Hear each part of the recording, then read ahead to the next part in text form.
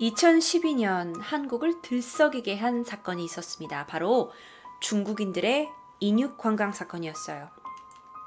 중국에선 당연히 인육을 먹는 게 불법이죠. 그래서 만약에 인육을 먹게 되면요, 중국에서는 사형 처벌을 받을 수도 있대요.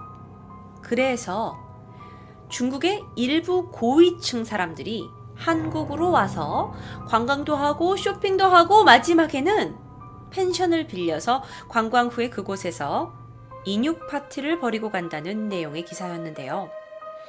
10월 10일, 그걸 쌍십절이라고 부른대요. 그래서 이게 중국인의 인육을 먹는 날이라고 칭하면서 중국인들이 한국인들을 대상으로 인육 사냥을 한다라는 내용이 SNS를 퍼져나간 사건이 있었습니다. 이 이야기는요, 2012년 4월 수원에서 일어난 오원춘 사건 여러분 아세요? 이 오원춘 사건으로 점점 더 많은 사람에게 퍼져나가게 됐죠. 오원춘 사건은 제가 아마 토요 미스테리에서 다른 편에서 다룬 것 같았는데요. 아니었다면 제가 나중에 한번 다뤄드릴게요. 한 조직폭력배의 증언이 인터넷에 나돌기 시작했어요. 그는 인육 매매에 가담했다는 이야기를 했는데요. 먼저 이 사람은 인터넷에다가 나는 조직폭력배 출신이다라고 밝혔어요. 그러면서 그가 하는 말이 한국에 당시로서 10년 전부터 인육 시장이 생겨났고 중국 사람들은 인육이 정력에 좋다고 믿고 있는데 아무래도 중국 사람 인육을 먹는 것보다 좀 더 영양 상태가 좋은 한국의 인육을 굳이 찾고 있다고 하면서 그들이 한국에 오기도 하고 또는 한국에서의 인육을 가져가기도 한다라는 그런 증언이었어요. 또한 그들은요, 어린아이의 인육을 최상으로 치고 있고요. 그 다음으로는 젊은 여성의 인육을 선호한다고 해요. 정말 그 폭력배의 말에 의하면 중국인 인육보다 한국인 인육이 훨씬 더 정력에 좋다라고 대놓고 말하는 중국인도 있다고 해요.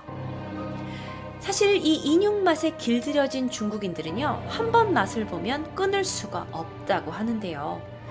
사실 그 오원춘 사건 아시죠? 그 오원춘과 같은 인육 도살자들과 연결된 그 한국인 내의 인육 매매자들도 조직의 형태로 연결이 되어서 활동하고 있고 중국인뿐만 아니라 한국인 중에서도 이 인육을 먹는 사람들이 200명 정도 있다고 그가 글 통해서 밝혔어요. 자, 그러면서 그가 인육 공급책들이 어떻게 인육을 공급하게 되는지 납치하는 수법까지 상세히 적었는데요. 주로 이런 걸 이용한다고 해요. 자, 이렇게 CCTV가 있는 곳을 피해서 봉고차와 냉동탑자 또는 택배차 등을 이용한다고 해요. 그래서 수도권이나 지방에서 인적이 드문 곳을 이용해가지고 한밤중에 적정한 곳에 차를 대놓고 혼자 지나가는 여성들이나 또는 젊은 청년들을 기다린다고 해요. 그들의 눈에 봤을 땐 한국의 젊은 여성들은 밤에 잘 돌아다닌대요. 왜냐면 우리는 아무래도 치안이 나쁘지 않으니까요. 그래서 납치하기 아주 좋은 여건을 가지고 있는 거예요. 납치할 때는요, 기본적으로 차 안에 5명에서 6명 정도가 대기하고 있고요. 밖에는 이 납치 대상을 유인하는 사람들도 따로 준비가 되어 있고요. 경찰 검문에 걸리지 않냐라고 물어보실 수 있는데요. 경찰들은 이런 냉동 탑차나 봉고차 또는 택배차라고 하면 사실 잘 그러니까 내용물까지는 검문하지 않고요. 음주 측정만 하기 때문에 그의 말에 의하면 여태까지 들키지 않고 잘 올 수 있었다라고 얘기를 합니다. 냉동탑차 안에는요, 인육을 만들어서 포를 뜨고 그걸 비닐봉지에 담아서 그 고기만 둘 수는 없고 또 다른 닭고기와 돼지고기 사이에 끼워서 아이스박스로 운반한다고 해요. 사실 인터넷에서 떠돌았던 이 이야기는 굉장히 엄청난 그 파장을 일으켰고요. 인터넷에 굉장히 많이 퍼지게 됐죠. 그러면서 한국 사람들이 중국인 관광객의 방문에 신경을 굉장히 쓰게 됐고, 중국인들이 그것에도 이제 아랑곳하지 않고 국경일을 맞이하게 되면서 그 많은 관광객 수가 한국에 계속 들어오게 됐고요.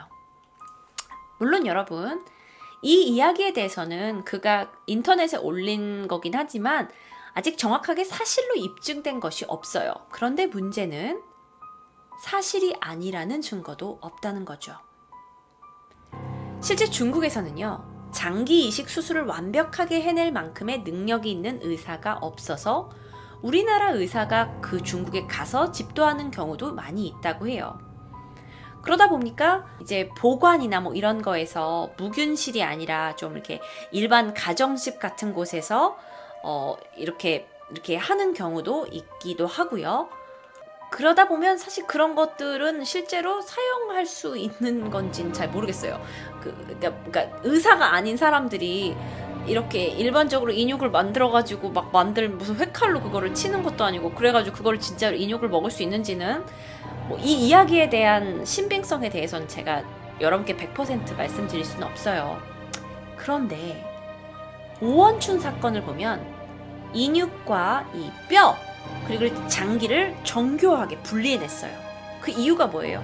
그냥 사람을 죽였는데 다 그걸 마치 고기로 쓸 용도로 이렇게 다 만들어냈단 말이에요. 그렇다고 하면 반드시 어떤 의사가 아니더라도 정말 이 인육만을 위해서 기술을 가지고 있는 사람이 있을 수도 있다는 거죠. 한국에서 중국으로 가져갈 또는 중국인 관광객을 먹이려고 인육 매매가 있다는 건 정말 끔찍하고 생각하고 싶지도 않은 사건입니다.